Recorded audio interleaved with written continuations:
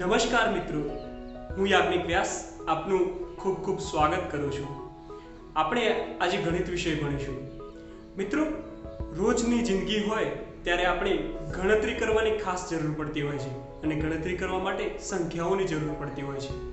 આપણે પ્રથમ ધોરણમાં આવીએ ત્યારથી જ એકડી ભણતા હોઈએ છીએ, એટલે કે 1 2 3 4 કરીને આપણે દરરોજ એકડી બોલતા હોઈએ છીએ।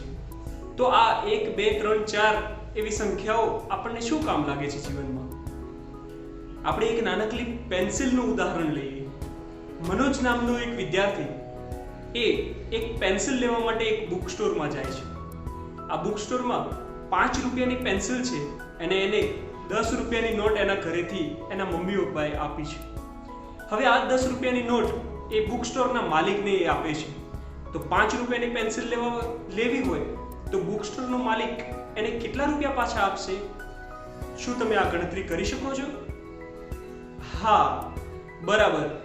10 રૂપિયાની નોટ આપે અને 5 રૂપિયાની પેન્સિલ ખરીદે, માટે બીજા 5 રૂપિયાને આપવાના બાકી રહે, એટલે કે 10 ઓછા 5 બરાબર 5। એ ગણતરી પરથી તમે કહો છો કે દુકાનદાર તેને 5 રૂપિયા પાછા આપશે। તો આ ગણતરી તમે કેવી રીતે કરી? મોટી સંખ્યામાંથી તમે નાની સંખ્યા બાદ કરી અને તફાવત મેળવીને તમે આ ગણતરી સમજાવી શકો છો। તેવી જ રીતે આપણે જોઈએ, દિવસ દરમિયાન આપણે એવા ઘણા બધા ઉદાહરણો જોઈએ છીએ કે જેમાં તમારે સંખ્યાઓનો ઉપયોગ કરવો પડે છે। આ સંખ્યાઓ ક્યાંથી શરૂ થાય છે? શું આ સંખ્યાઓ 1 થી શરૂ થાય છે? શું આ સંખ્યાઓ 2 થી શરૂ થાય છે? કે પછી આ સંખ્યાઓ 0 થી શરૂ થાય છે? તો ચાલો એના જ વિશે આપણે આગળ માહિતી મેળવીએ। આ માહિતી મેળવતા પહેલા આપણે એક ચોક્કસ જ્ઞાન મેળવી લઈએ। સંખ્યા રેખાનું નામ તો તમે સાંભળ્યું જ હશે, તો આ સંખ્યા રેખા આપણે જોઈએ। તો ચાલો મિત્રો, આપણે સંખ્યા રેખા વિશે જાણીએ। હવે સંખ્યા રેખા દોરવી છે માટે આપણે ફૂટપટ્ટી તો જોઈશે જ। તો ફૂટપટ્ટીને સીધી મૂકીશું અને સંખ્યા રેખા દોરવા માટે પ્રયાસ કરીશું।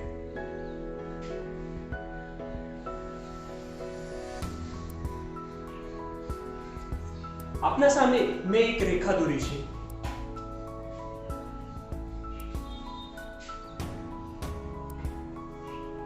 આ રેખા ઉપર બરાબર મધ્યમાં આપણે 0 દર્શાવીશું।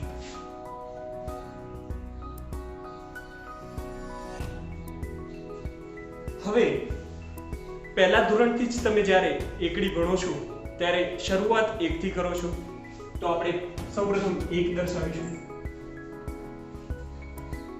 ત્યારબાદ 2 દર્શાવીશું, ત્યારબાદ 3 દર્શાવીશું અને એ જ રીતે આગળ ક્રમશઃ આ એકડી ચાલુ રહેશે।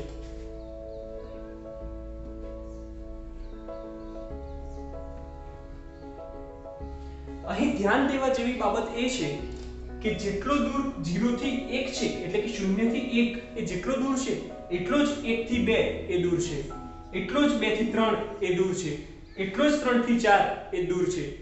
બીજી રીતે જોઈએ તો 4 ઓછા 3 એનો જવાબ થાય 1, એટલે કે 4 અને 3 વચ્ચે 1 એકમનું અંતર છે। તે જ રીતે જોઈએ તો 3 અને 2 વચ્ચે, એટલે કે 3 ઓછા 2 એનો પણ જવાબ થાય 1, એટલે કે અહીં પણ 1 નું અંતર છે।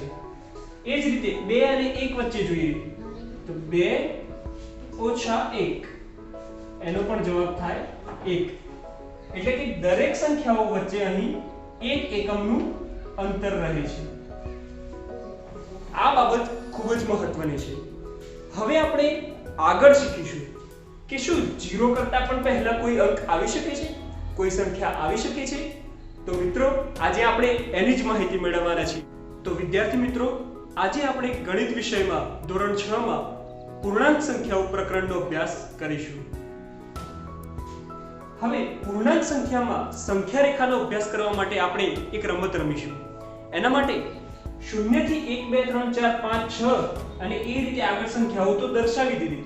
હવે આપણે એની ડાબી બાજુ પણ 1 2 3 4 5 એમ ક્રમશઃ જમણી બાજુથી લઈને ડાબી બાજુ સંખ્યાઓ દર્શાવી, એટલે કે અહીં 0 થી એટલે કે 0 થી 1 સુધીનું જે અંતર છે એટલા જ અંતર ડાબી બાજુએ 0 થી બીજું 1 દર્શાવી. એ જ રીતે જે રીતે આ બાજુ 2 છે એ રીતે ડાબી બાજુ 2 દર્શાવી. હજુ આગળ 3 દર્શાવી. એમ કરી અને ક્રમશઃ જે રીતે જમણી બાજુ એકડી આગળ જાય છે એ રીતે આપણે ડાબી બાજુ પણ અંકો લખીશું.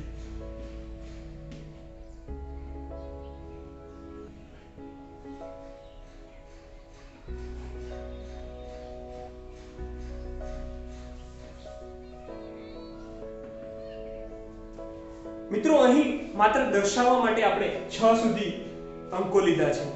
આનો અર્થ એ નથી કે આ રેખા ઉપર માત્ર 6 સુધીના જ અંક છે. અહીં પણ 7 8 9 10 11 એમ અનંત સુધી વિસ્તરેલા અંકો છે. એ જ પ્રમાણે 0 થી ડાબી બાજુ પણ 1 2 3 4 એમ અનંત સુધી સંખ્યાઓ છે. આ માત્ર નમૂના રૂપ આપણે થોડા અંકો દર્શાવ્યા છે. હવે આપણે આ અંકોની થોડીક રમત રમીએ. જો કોઈ વ્યક્તિ તમને એમ કહે કે 0 થી જમણી બાજુ તમારે 3 કદમ ચાલવાનું છે તો તમે કેટલે પહોંચશો? તો આ રહ્યો આપણો 0. ત્યાંથી આપણે 3 કદમ જમણી બાજુ ચાલવાનું છે. એટલે કે આ 1 કદમે આવીએ ત્યારે 1, 2 કદમે આવીએ ત્યારે 2 અને 3 કદમે આવીએ ત્યારે 3. એટલે કે 0 થી આપણે જો 3 કદમ જમણી બાજુ તરફ જઈશું એટલે કે 3 કદમ ઉમેરીશું તો 0 + 3 એનો જવાબ શું થશે? 3. એ જ રીતે 0 થી 3 કદમ ઉમેરતા આપણે અહીં 3 પૂર્ણાંક સંખ્યા પર પહોંચીશું. હવે આ રમતને થોડીક બદલી નાખીએ. જમણી બાજુ 3 કદમ જવાના બદલે આપણે 0 થી ડાબી બાજુ 3 કદમ જઈએ તો શું થશે? તો 0 થી 3 કદમ ડાબી બાજુ જઈએ. 1 કદમ ડાબી બાજુ એટલે 1, 2 કદમ ડાબી બાજુ એટલે 2, 3 કદમ ડાબી બાજુ એટલે 3. એટલે કે આપણે અહીં 3 ઉપર પહોંચીશું. હવે આ તો એક મુશ્કેલી આવી ગઈ. અહીં પણ 3 છે અને અહીં પણ 3 છે, પણ સંખ્યા રેખા ઉપર તો આપણે કોઈ પણ એક જ વાર દર્શાવી શકીએ. માટે 0 થી આગળની જે સંખ્યાઓ છે એટલે કે ડાબી બાજુની જે સંખ્યાઓ છે એને આપણે ઋણ ચિહ્ન દ્વારા દર્શાવીશું. એટલે કે ઋણ 1, ઋણ 2, ઋણ 3, ઋણ 4, ઋણ 5, ઋણ 6, ઋણ 7 અને એ રીતે અનંત સંખ્યાઓ ઋણમાં દર્શાવીશું. હવે આપણે જોઈ શકીએ છીએ કે કોઈ પણ સંખ્યા આપણે દર્શાવી હોય તો ઋણ ચિહ્ન દ્વારા 0 ની ડાબી બાજુ પણ સંખ્યાઓ દર્શાવી શકીશું. એટલે કે હવે જો 0 થી 3 કદમ ડાબી બાજુ જવું હોય તો આપણે દર્શાવી શકીએ કે ઋણ 3. અને કોની ડાબી બાજુ જવાનું છે? તો 0 ની ડાબી બાજુ જવાનું છે.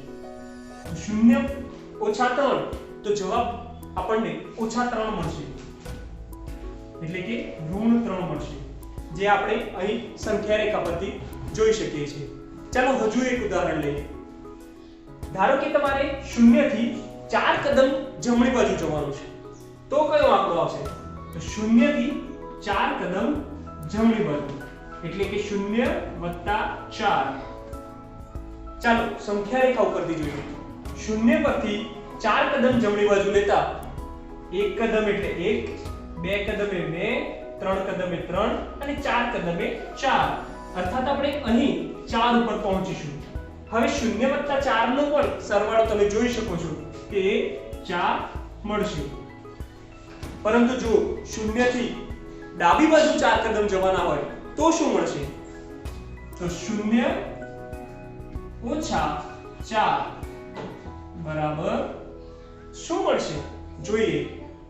અહીંથી 0 થી 1 કદમ ડાબી બાજુ 1, 2, 3 અને 4 એટલે કે ઋણ 4 -4 ઉપર આપણે પહોંચીશું.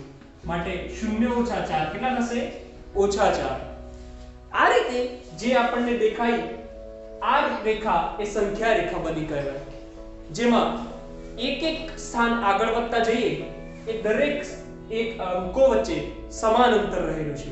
એટલે કે અહીં 4 અને 5 વચ્ચે જેટલું અંતર છે એટલું જ અંતર 2 અને 3 વચ્ચે છે, એટલું જ અંતર 1 અને 2 વચ્ચે છે, એટલું જ અંતર 5 - 5 અને -4 ની વચ્ચે છે. એટલે કે ઋણ 4 અને ઋણ 5 ની વચ્ચે પણ એટલું જ અંતર છે. આપણે અહીં એક ખાસ વાત નોંધીશું કે સંખ્યા રેખા ઉપર ડાબી બાજુની જે કિંમત છે એ હંમેશા નાની ગણાશે અને જમણી બાજુની કિંમત હંમેશા મોટી ગણાશે. એનું એક ઉદાહરણ લઈએ. દાખલા તરીકે ડાબી બાજુની કિંમત હું અહીંથી -5 લઉં છું અને એની જમણી બાજુ હોય એવી કોઈ પણ કિંમત લઈએ તો દાખલા તરીકે બીજી એની જમણી બાજુની તરત જ આવતી કિંમત -4 લઈએ. શું તમે મિત્રો કહી શકશો કે આમાંથી કઈ સંખ્યા મોટી અને કઈ સંખ્યા નાની? જો તમને 4 અને 5 નું ઉદાહરણ આપ્યું હોત તો તમે એક જ સેકન્ડમાં કહી દેતા કે સરળ છે, 4 એ નાની સંખ્યા છે અને 5 એ મોટી સંખ્યા છે, એટલે આપણે આવું લેસ ધેન નું ચિહ્ન અહીં મૂકી શકતા. પરંતુ ધ્યાન રાખો કે અહીં ઋણ સંખ્યા દર્શાવેલી છે. ઋણ સંખ્યાઓ માટે શું કહી શકાય? તો સંખ્યા રેખા જોવી પડે. સંખ્યા રેખામાં જે એક પણ તમે અંક લો છો એ અંકની ડાબી બાજુ રહેલો અંક એ હંમેશા નાનો ગણાશે અને જમણી બાજુ રહેલો અંક એ હંમેશા મોટો ગણાશે. એટલે કે કોઈ પણ બે સંખ્યાઓની સરખામણી કરીએ ત્યારે અહીં 5 અને 4 ની ઋણ સંખ્યાઓની સરખામણી કરી રહ્યા છે એ અહીં રહી. આ -5 આ રહ્યા અને -4 આ રહ્યા. તો હવે -5 એ -4 ની ડાબી બાજુ છે, તેથી -5 એ નાની સંખ્યા થશે અને -4 એ મોટી સંખ્યા થશે, કારણ કે -5 ની જમણી બાજુ -4 આવેલા છે.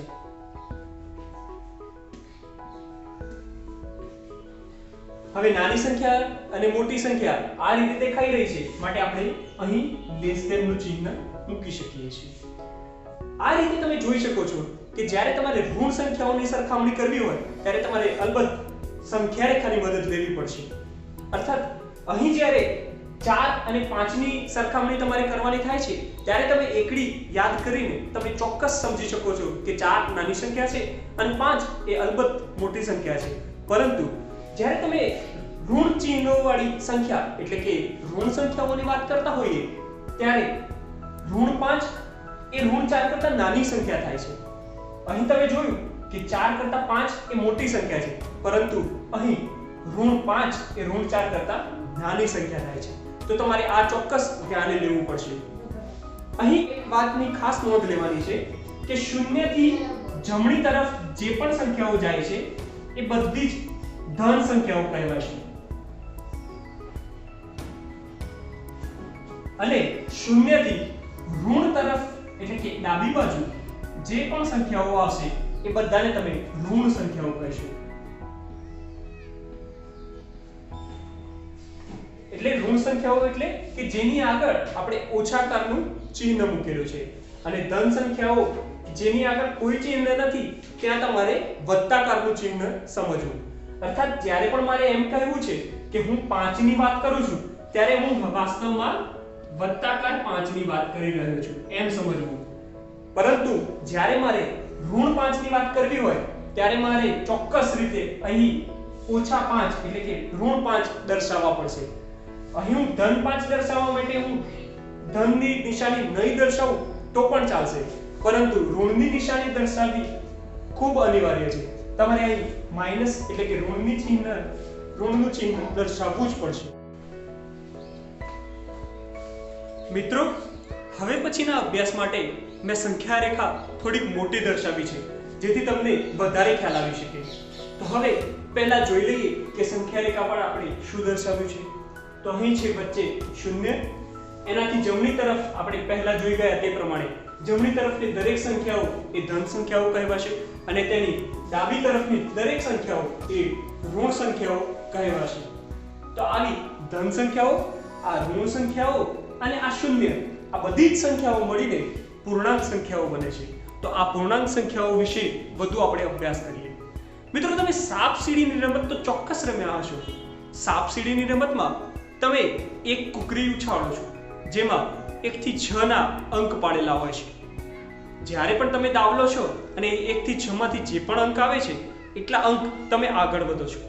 એમાં પણ શરૂઆત સ્ટાર્ટ એટલે કે 0 થી થાય છે અને પ્રથમ 1 2 3 એમ કરીને આગળ સ્થાન એમ 100 સુધી પહોંચતા હોય છે અને વચ્ચે સાપ અને સીડીઓ હોય છે. આ રમતમાં તમે શું કરો છો? એક કુકરી ઉછાળી અને દાખલા તરીકે તમે 5 પાડ્યા તો તમે શું કરશો? તો તમે શૂન્ય પરથી એટલે કે શરૂઆત પરથી તમે 5 કદમ આગળ વધશો, એટલે કે 1 2 3 4 5 અને 5 ઉપર આવીને તમે સ્થિર થશો અને 5 ઉપર આવીને તમે સ્થિર થયા પછી બીજો જે તમારો સાથી મિત્ર જે તમારી સાથે રમી રહ્યો છે તે પર ફરીથી દાવ લેશે. તે દાવ લેશે અને દાખલા તરીકે તેને 3 પડે છે તો તે 3 કદમ આગળ આવશે, એટલે કે 1 2 અને 3 એમ 3 ખાના આવી અને તે અટકશે. હવે તમે વિચારો, જ્યારે તમે ફરીથી દાવ લેશો ત્યારે દાખલા તરીકે તમારે 1 પડે છે તો તમારું કુકરી 5 ઉપર છે. હવે તમારે બીજો 1 પડ્યો તો તમારે કેટલા ઉપર જવાનું થશે? હા, તમે કીધું ને કે હવે 1 કદમ આગળ જવાનું થશે, માટે તમે અહીંથી આગળ વધીને 1 આગળ જશો, એટલે કે 1 કદમ આગળ વધશો અને આ કુકરી તમારી 6 ઉપર મૂકશો.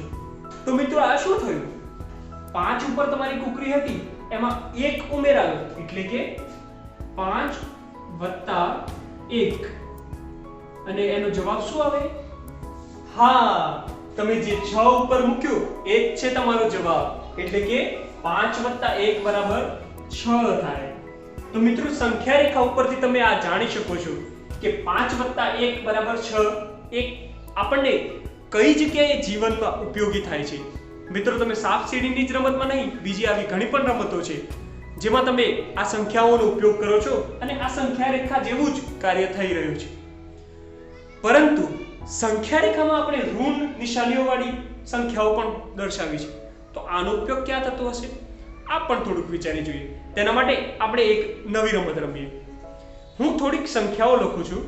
આ સંખ્યાઓની તરત પછીની સંખ્યા એટલે કે 1 ઉમેરતા કઈ સંખ્યા મળશે એ તમારે મને જણાવવાનું છે.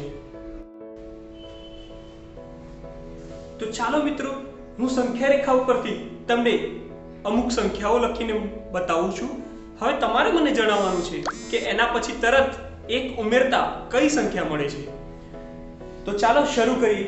અને હા મિત્રો, તમારે ગમે ત્યારે પણ જરૂર પડે તો તરત જ આ સંખ્યા રેખા જોઈ લેવી. આ સંખ્યા રેખા તમારી મદદ માટે જ મૂકેલી છે. જો તમને કોઈ પણ પ્રશ્ન થાય કે આ સંખ્યાની પછી કઈ સંખ્યા આવે છે, 1 ઉમેરતા અનુગામી સંખ્યા એટલે કે 1 ઉમેરતા જે સંખ્યા મળે છે એ તરત પછીની સંખ્યા કઈ છે તે કદાચ વિચારવામાં તકલીફ પડે તો તરત જ આ સંખ્યા રેખા જોઈ લેવી.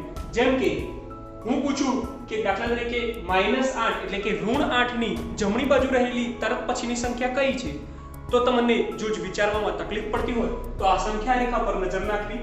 સંખ્યા રેખા પર જોવું કે ઋણ 8 ની જમણી તરફ 1 કદમ જવાથી કઈ સંખ્યા મળે છે, તો તમારે જવાબ આપવાનો થશે કે ઋણ 7. એટલે કે પહેલું ઉદાહરણ જોઈએ તો ઋણ 8 ની જમણી બાજુ આવતી સંખ્યા એટલે કે અનુગામી સંખ્યા કઈ થશે, તો ઋણ 8 ની જમણી બાજુ આવતી અનુગામી સંખ્યા થશે ઋણ 7. તો મિત્રો આ રીતે તમારે જવાબ આપવાના છે. હવે હું પૂછું છું કે 12 પછી કઈ સંખ્યા આવે છે, એટલે કે 12 ની અનુગામી સંખ્યા કઈ?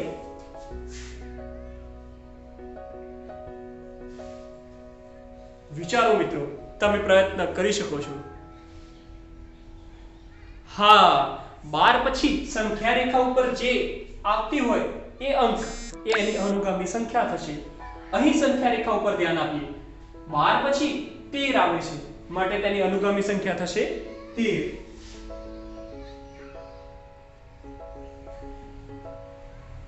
મિત્રો 4 પછી શું આવતું હશે, એટલે કે 4 ની અનુગામી સંખ્યા શું થતી હશે? હા, 4 ની અનુગામી સંખ્યા 5. તો પછી ઋણ 5 ની અનુગામી સંખ્યા શું થશે?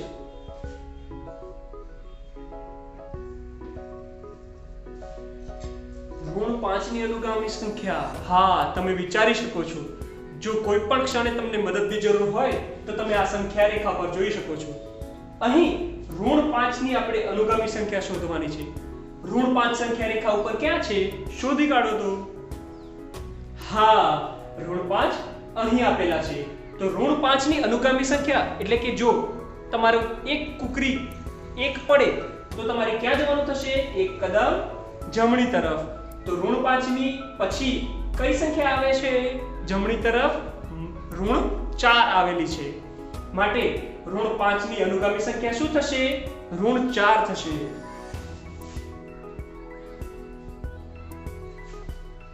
મિત્રો, તમને અહીં કંઈક મૂંઝવણ થતી હોય એવું લાગે છે. 4 ની અનુગામી સંખ્યા 5 છે, તો ઋણ 4 ની અનુગામી સંખ્યા ઋણ 5 થવી જોઈએ ને. ઋણ 5 ની અનુગામી સંખ્યા ઋણ 4 કેમ થાય છે? તો મિત્રો, આપણે જોઈ શકીએ છીએ કે સંખ્યા રેખા ઉપર જમણી તરફ જઈએ ત્યારે 1 2 3 4 5 6 એ વધતા ક્રમમાં છે. જ્યારે સંખ્યા રેખા ઉપર ડાબી તરફ જઈએ ત્યારે ઋણની નિશાની હોવાથી 1 2 3 4 એમ ઘટતા ક્રમમાં છે. અને આપણે નિયમ તો જાણીએ જ છીએ કે મોટી સંખ્યામાંથી નાની સંખ્યા બાદ કરી શકાય, નાની સંખ્યામાંથી મોટી સંખ્યા બાદ કરી શકાય નહીં. માટે આપણે જોઈએ શકીએ છીએ કે ઋણ 5 અને ઋણ 4 માં મોટી સંખ્યા કઈ છે? તો ચોક્કસ તમે પેલો નિયમ યાદ કર્યો. હા, કે સંખ્યા રેખા ઉપર કોઈ પણ ક્ષણે કોઈ પણ અંકની જમણી બાજુ આવેલો અંક એ એનાથી મોટો છે અને એ અંકની ડાબી બાજુ આવેલો અંક એ તેનાથી નાનો છે. અહીં આપણે વિચારીએ, ઋણ 5 થી મોટો અંક કયો થાય? હા, ઋણ 4 થાય. અને ઋણ 5 થી નાનો અંક કયો થાય? તો ઋણ 6 થાય. સરસ વિદ્યાર્થી મિત્રો, તમે બધા ખૂબ હોશિયાર છો. આપણે જોઈએ કે ઋણ 5 ની જમણી બાજુ આવતો અંક થાય છે ઋણ 4. એટલે કે ઋણ 5 સંખ્યા જોઈએ તેની અનુગામી સંખ્યા થાય ઋણ 4.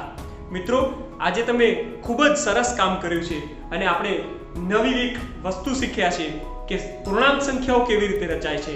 તો ફરીથી એકવાર જોઈ લઈએ કે ઋણ સંખ્યાઓ એટલે કે શૂન્યથી ડાબી તરફ આવેલી સંખ્યાઓ અને ધન સંખ્યાઓ એટલે કે શૂન્યની જમણી તરફ આવેલી સંખ્યાઓ અને શૂન્ય પણ ખરું એટલે કે આ દરેક સંખ્યાઓ દ્વારા ક્રમમાં રચાતી સંખ્યાઓ છે. અને આ માત્ર 16 સુધી દર્શાવી છે તો 16 સુધી જ નહીં, એના પછી પણ અનંત સુધી સંખ્યાઓ છે. માટે આ બધી જ સંખ્યાઓ ભેગી થઈને એટલે કે ઋણ સંખ્યાઓ, શૂન્ય અને ધન સંખ્યાઓ, આ બધી જ સંખ્યાઓ મળીને આપણને પૂર્ણાંક સંખ્યાઓ આપે છે. તો ચાલો મિત્રો, હવે આપણે પૂર્ણાંકોનો સમૂહ આપેલા ચાર્ટની રેખાકૃતિઓ દ્વારા સમજીએ. સૌપ્રથમ આપણે દરેક સમૂહોના જે આકારો આપેલા છે તેની સમજ મેળવીશું અને ત્યારબાદ તેના દ્વારા પૂર્ણાંકોનો સમૂહ કેવી રીતે દર્શાવી શકાય તેના વિશે જોઈશું. સૌપ્રથમ આપણે જોઈ રહ્યા છીએ કે પહેલા પ્રાકૃતિક સંખ્યાઓનો આ પ્રમાણે આકાર આપેલો છે, જેમાં 1 2 3 4 જેવી પ્રાકૃતિક સંખ્યાઓનો સમાવેશ થાય છે. બીજા નંબરે વર્તુળાકાર એ શૂન્યને દર્શાવે છે. અને હવે આપણે જોઈએ કે આ શૂન્ય અને 1 2 3 4 જેવી પ્રાકૃતિક સંખ્યાઓ મળીને પૂર્ણ સંખ્યાઓ બનાવે છે, જેને આપણે લંબચોરસનો આકારથી દર્શાવીએ છીએ. અને હવે આપણે ઋણ સંખ્યાઓ વિશે જોઈએ. ઋણ સંખ્યાઓમાં ઋણ 1, ઋણ 2, ઋણ 3, ઋણ 4 વગેરે સંખ્યાઓને આપણે ત્રિકોણ આકારે દર્શાવી છે. ત્યારબાદ આ શૂન્ય, ધન પૂર્ણાંકો અને ઋણ પૂર્ણાંકો એટલે કે ધન પૂર્ણાંકોમાં 1 2 3 4 વગેરે અને ઋણ પૂર્ણાંકોમાં ઋણ 1, ઋણ 2, ઋણ 3, ઋણ 4 વગેરે જેવી સંખ્યાઓ, આ ઉપરાંત શૂન્ય, આ બધા જ અંકો ભેગા મળીને પૂર્ણાંક સંખ્યાઓ બનાવે છે. તેનો આકાર આ પ્રમાણે દર્શાવ્યો છે. ત્યારબાદ હવે પૂર્ણાંકોના સમૂહને એક જ આકૃતિ વડે સમજવા હોય તો આ બધા જ આકારોને ભેગા કરવા પડે, જેથી પૂર્ણાંકની આકૃતિ બની જશે.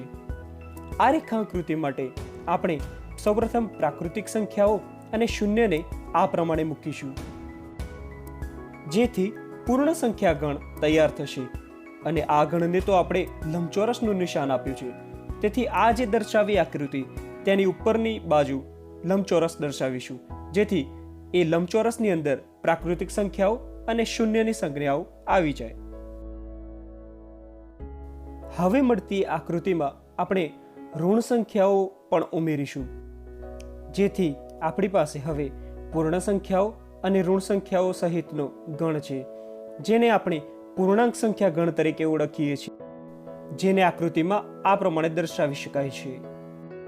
તો મિત્રો, આપણે આ ચાર્ટ પરથી સમજ મેળવી કે પૂર્ણાંક સંખ્યાઓને કઈ કઈ સંખ્યાઓના ગણ સ્વરૂપે કયા પ્રકારે રેખાકૃતિ દ્વારા દર્શાવી શકાય છે. તો મિત્રો, આજે આપણે પૂર્ણાંક સંખ્યાઓ વિશે ધોરણ 6 માં ગણિત વિષયમાં અભ્યાસ કર્યો. હવે આપણે એના થોડાક પ્રશ્નો વિચારી લઈએ. તો ચાલો મિત્રો, હવે તમારી નોટ પેન લઈ અને તૈયાર થઈ જાઓ. હવે આવ્યો છે પ્રશ્નોત્તરીનો સમય. નીચે આપેલી પૂર્ણાંક સંખ્યાને સંખ્યા રેખા પર દર્શાવો. મિત્રો, તમારે સંખ્યા રેખા દોરવાની છે અને એની ઉપર -2, 6, 0, -9 અને -1 જેવી સંખ્યાઓને દર્શાવવાની છે. અહીં સંખ્યા રેખા દોરવા માટે આપ પેન્સિલનો ઉપયોગ કરશો. તો ચાલો મિત્રો, હવે બીજો પ્રશ્ન છે કે -8 કે -9 કઈ સંખ્યા મોટી છે? તમારો જવાબ તમે કોમેન્ટમાં જણાવી શકશો. તો ચાલો મિત્રો, હવે ત્રીજો પ્રશ્ન છે કે -4 કે 2 કઈ સંખ્યા મોટી છે? મિત્રો, વિચારીને જવાબ આપજો અને તમારી કોમેન્ટની હું રાહ જોઈશ. તો મિત્રો, હવે ચોથો પ્રશ્ન છે -6 કે 8 કઈ સંખ્યા નાની છે? મિત્રો, મને વિશ્વાસ છે કે આજના અભ્યાસ બાદ તમે આ જવાબ સાચો આપશો. હવે પાંચમો પ્રશ્ન જોઈએ. સંખ્યા રેખા ઉપર ધન પૂર્ણાંક સંખ્યા 3 થી ડાબી તરફ 10 એકમ ચાલતા કઈ પૂર્ણાંક સંખ્યા મળે?